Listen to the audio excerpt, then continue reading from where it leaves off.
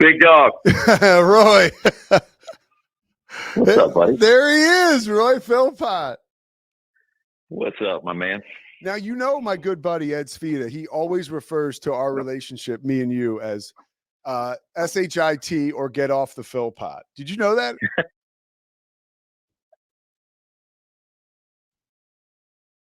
Hold on, I lost you. You there, Roy? Yeah, you got me? Yeah, I got you. Did you know that?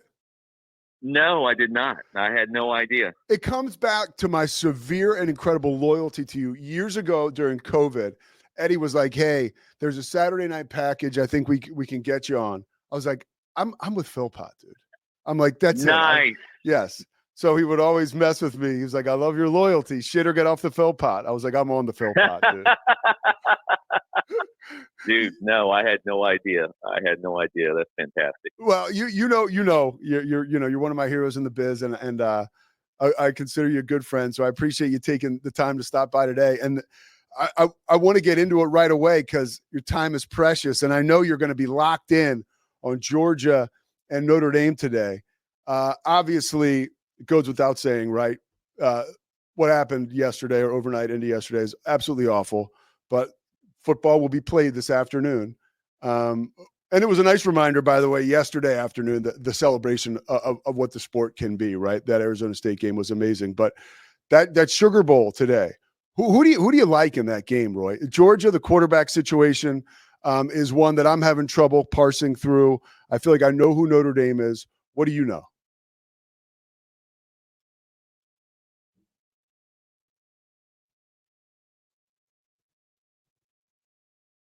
I don't have him. Roy, you there? I'm sorry, I accidentally hit mute. My bad. Can you hear me now? Philpott. Okay, but you heard the question, right? Yeah, I heard the question. Okay. I like Notre Dame, and I like Notre Dame because of Riley Leonard. And I like Notre Dame because Marcus Freeman, after that upset loss to NIU back in week 2, I guess it was, before every game, showed his team clips of the end of that upset setback. And so there's been a certain level of motivation since that week 2 loss for Notre Dame that has inspired them. We've seen them, I think, overcome tremendous odds and adversity mentally as a result of that. Marcus Freeman was under a lot of heat right after that loss because they had a couple of upset losses, Marshall and Stanford way back in his first year. They found it. They found the mojo. And then, Pete, you hit the nail on the head with the quarterback situation at Georgia. Gunnar Stockton in, Carson Beck out. I was never as high on Carson Beck as the rest of America. I never thought he was going to be the number 1 overall pick in this year's draft. He was good, but not great. And so I maintain that. But at this level, and you're got a guy that's getting ready to make his first start, I've got questions about it. So Notre Dame, it's physicality. Notre Dame, it's motivation. Georgia, with no Carson Beck, not quite as talented as what it has been when it's won 2 of the last 3 titles. I think Notre Dame finds a way, man. I just feel like it's their year, their season. I don't know how the postponement of the game impacts any of that, but I like the Golden Domers today against the Dogs for sure. Yeah, this is a guy from the South too. I like that, Roy. I appreciate the not being impartial. When a lot of this Georgia Notre Dame they're on the same level, right? With like the X's and O's, Jimmys and Joes. I feel like they got the Jimmys and Joes on both sides of the ball. What have you thought about some of these conference battles? You know, even yesterday, when you look at the Pac or the Big 12 against the SEC in Texas and Arizona State, or the night before, Penn State taking on Boise State. Have you been surprised by some of the parity, or has it gone the way you thought it would? I do feel like with the portal, something's happening here parity-wise where these teams just aren't getting run off the field. Like the kid that I grew up watching, right? Like a Boise State and a Penn State, that just doesn't exist. Even when West Virginia went to the Fiesta Bowl and played Penn State in 1988, you knew, or Notre Dame, I'm sorry, you knew it was going to be all Notre Dame. I feel like we are heading towards some parity. What are your thoughts about that? Yeah, I mean, to see Arizona State, Boise State, SMU, all reach the new 12-team playoffs. Yeah, I think from that side of the equation, we've seen it. It feels like the dominant runs by Alabama, by Clemson, maybe with what's happened with Georgia. Let's wait and see how this playoff unfolds. That maybe the era of those teams stockpiling talent has faded a little bit, but you look at Ohio State and all the money they spent on its roster and the beatdown they put on Oregon, last night, overcoming a 2-loss regular season, including that 1-point loss at Oregon. I don't know. So I think, I still want to see how the playoff data points end up, because I think the regular season pointed to not as many super teams, or maybe not this one dominant force or two in college football. But if we get to a championship and it's sitting there with Ohio State, Notre Dame, or something, along those lines, is that really the case? So I'm not sure. I did want to see if Arizona State could find a way yesterday to kind of continue the narrative that you and I are talking about. They did. Texas did on 4th and 13 and a double overtime. So I need more intel, and I want to take a look at the entire season and postseason before we arrive at that conclusion. But there were points in the regular season that certainly support that argument.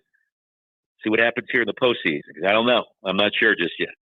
One of the things that I want to get your take on is just being a play-by-play guy, right? Getting ready for some of these bigger bowl games in this new climate. I tell people, really, I'm fortunate enough to be calling games now, and I learned just standing next to you, right? Like for all those years, and just whether it was learning from you in particular or just the environment around you, right? Being up in the booth, spotting.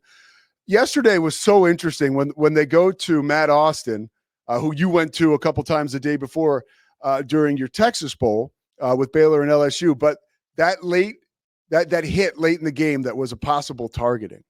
I could not believe they did not call targeting. Insanity took over my brain, right? For the short time, I was like, oh, they want Texas in, which I truly don't believe that when I take a breath. How do you handle that, though, when you're on the call, when something clearly looks like a targeting penalty, but it's not, and it's not like it happened during, when bullets were flying in live play? They got a chance to take time and take another look at that. My biggest issue is with targeting in general. So, I mean, I've had games, and Pete, I know you've had games where there's a call on the field, it goes to replay review, and the booth thinks one thing in terms of the announcers, and the replay booth ends up going down a different path. And you're left with the dilemma. Okay, who's right here? And then how do we frame this on the broadcast? And there is no easy way to do that, because look, I've been on all sides of the equation where we projected one thing, the replay booth went with another, and we were wrong. And then we've projected one thing, the booth went with another, and they are wrong. And then they've gotten it wrong on the field, and they didn't go to replay. So, I mean, I've experienced it from both sides.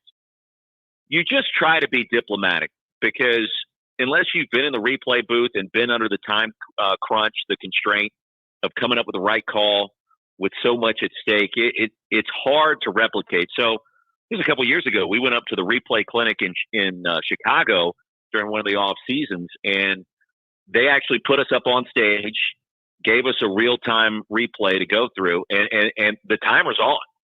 And you got to come up with a decision. And let me tell you, when that clock is on and you're trying to figure it out, and you feel the pressure of humanity waiting on your call, waiting to see what's happening, waiting to hear what your verdict is, not easy. And it's so they had you guys as like the play-by-play, as the talent. Oh, yeah. They put you through what the officials go through.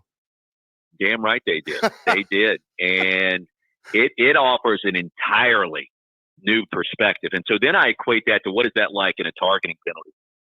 The real issue here is targeting, because that call, I agree with you and the rest of society, it looked like targeting. There was a launch, defenseless player, contact in the head or neck area. All the different boxes were checked.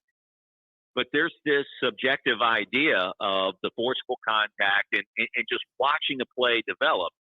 It always falls under the category of, okay, is this really something that should be penalized?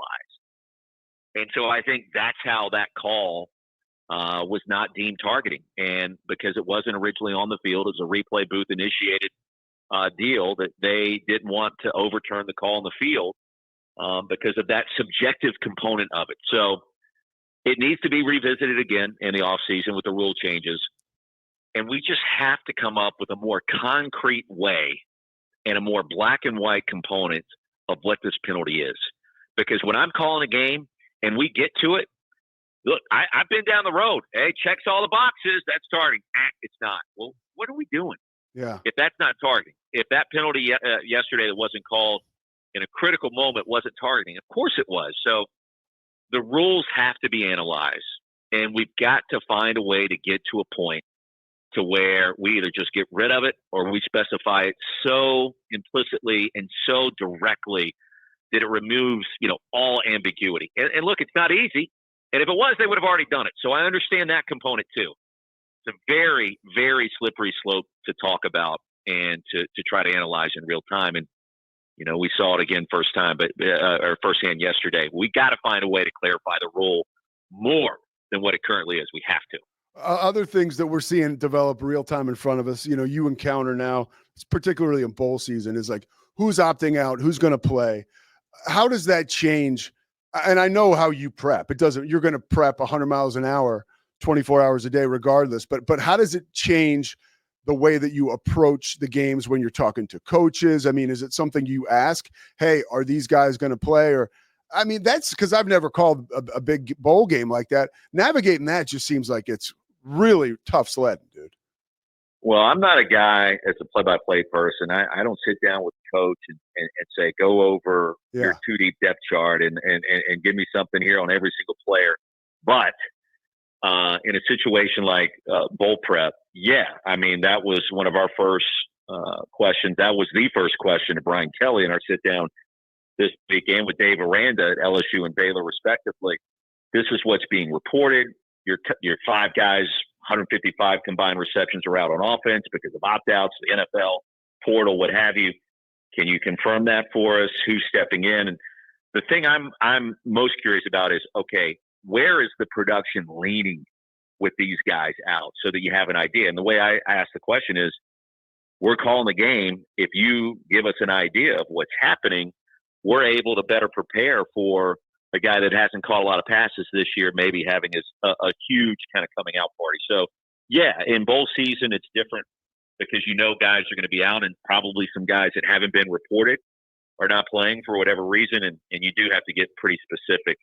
And that part is definitely a little different. But, and then you prepare as normal after that. So once you have a working knowledge of who's in, who's out, then you just proceed, I think, how you normally do.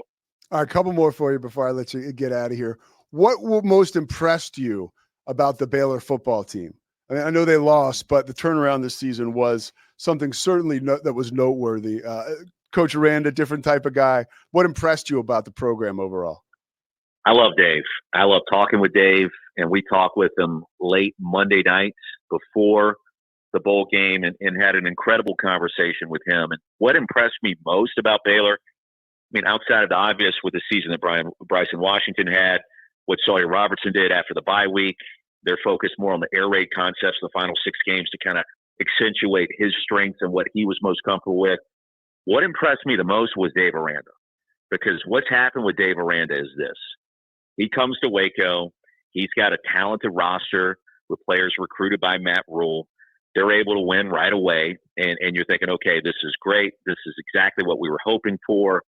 He's not calling ball plays on defense necessarily, but he's got his hand in the pot. He understands what's going on. He knows how to, keep the continuity going. Well, then adversity struck. And for about 2, maybe 2.5 years, Baylor wasn't very good. And he realized that. And I think he realized it last offseason. And so what he did is he said, okay, what happened and where did we fall short? And they fell short by bringing in players that were good, but probably didn't have the kind of dog in them that they needed to win the Big 12, to go on a 6-game winning streak to close down the year. So let's bring in some guys who got a little bit more swagger. We know what we're looking for in terms of talent. We know what we're looking for in terms of football IQ. We need to hit the portal and bring in some guys that just don't care about things and want to get down and dirty when they need to. And so the roster got tougher, Pete, and it got tougher. It got more mentally disciplined, I think, with some of the guys they brought in. They brought in some guys that had a little more swagger and had a little bit more juice. And the end result is this roster this year always had talent. It took them a little bit of time to kind of get their feet underneath them with Jake Spavital calling plays. But they had a little bit more of a nastier instinct And I think that started to show up in the road win at Texas Tech. Coming off the bye week, they entered dark times. It wasn't a great start. It was 2-4. How do we get better? They did, and then they got their swagger back. And then Bryson Washington rushes for 4 touchdowns against TCU. Then Sawyer Robertson figures out the offense and what Jake Spavital, the quarterback whisperer, wants to do. What impressed me the most about Baylor is Dave Aranda figuring this thing out. And I think he has the ingredients. And I think he has the blueprint now after what happened this season. Plus, the guys are going to be back next year. I mean, Bryson Washington, redshirt freshman. Sawyer Robertson, redshirt junior. Like, their best football is still ahead of him. And I think he figured it out as well in the offensive line about the middle part of the season, carry all that over into next year. And I think they know what they're doing. And I think they feel like they've uncovered the cheat code that they were in search of in kind of 2 down years there. So my expectations for Baylor football next year, extremely high. And in the Big 12, you're going to see a ton. You have to deal with a lot. The motions on offense, the different systems being employed from, BYU to Colorado to K-State to KU, all across the board. They've got a better understanding of how to deal with these teams. Don't believe me, go back and watch the regular season finale against Kansas. Kansas was playing some great football at the end of the year. Baylor handed it to them. As impressive as a win in the conference, I think that we can talk about from a Baylor perspective in the last 3 years. So Dave Aranda, I think, is he's here to stay. I think he's learned some lessons post LSU, and I think they're ready for launch and for a relaunch in 2025. I believe that, and especially with the staff that he has. Very impressed with those guys. Love it. All right, last question for you. You've been all the way back, I think, well, didn't you were a season ticket kid, right, at South Carolina. Is that right, growing up? I grew up in Columbia, and my first football game was at South Carolina. It was, even though I ended up going to Clemson. Yeah. So you Clemson dude, right? I mean, you basically start a whole new way to cover college sports when you're at Clemson, and then you end up calling big-time college football, up to the present day. You've had real good relationships with coaches throughout you've had good access to coaches, I should say, over the course of your life. What has changed about the delivery and the demeanor of coaches that you would find most notable over the course of the past decade, because things have just changed so rapidly? What has changed the most, do you think, about coaches and how they approach it? That's a good question. I've never been asked that. So thinking in real time, my one observation would be this. A lot of times these guys and these women, because I call a lot of women's college basketball too. Yeah. They need someone to talk to. And what I mean by that is it has changed so much in just the last 3 years to where you've gone from being a head coach to now managing a roster and a payment structure on said roster. And you're having to be a CEO, a general manager, a psychologist, a guy that is a liaison between players, agents, families, girlfriends. The role of the head coach has changed so much. Sometimes these guys, they just need to vent. Hey, you're not going to believe what we're dealing with here. This is what's going on. My job has changed so much. And so there's stories in that. There's stories that we can tell as broadcasters on air in that. Now, some of it's off the record. Yeah. But when you get a coach going, sometimes they'll launch into these things that you just never thought were possible in collegiate athletics. And yet here we are. It's to the point, Pete, where it's not college athletics. And if that's what you think it is, then we're talking about teams that are playing at the FCS level. No offense. I enjoy calling those games too. It's become professional sports at college football, men's basketball, and women's basketball. Like those 3 sports in particular, and probably baseball and softball are right there too. And we're getting close to that. I mean, even volleyball. I've heard deals for volleyball players, the top players in the sport, commanding nearly $500,000. That is unbelievable. That is where we are. Yeah. And that's just where we are now. 5 years from now, it could be a lot more than that. So it's not amateur athletics. And you know what? It never was. It hasn't been the last 30 years because of the amount of money that's involved. It's no longer amateur athletics. It's professional sports, albeit at a different level in the NFL and NBA and MLB. And so these coaches, they want to talk about it, and they want you to hear their side. And we understand how tough it is. And that's why Jim Larinaga retires in the middle of the season. That's why Tony Bennett retires right before the start of the season. That's why Nick Saban stepped away to go into TV, because it's a lot. And it's not what a lot of these people signed up to do when they got into coaching. It's all about relationships. It was all about, building and growing young minds, and the maturation process for these boys and girls to grow up to be men and women and high-producing members of society. Now, it's about a paycheck. Yeah. Now it's about your social media influence. Now it's about all the things that it's been about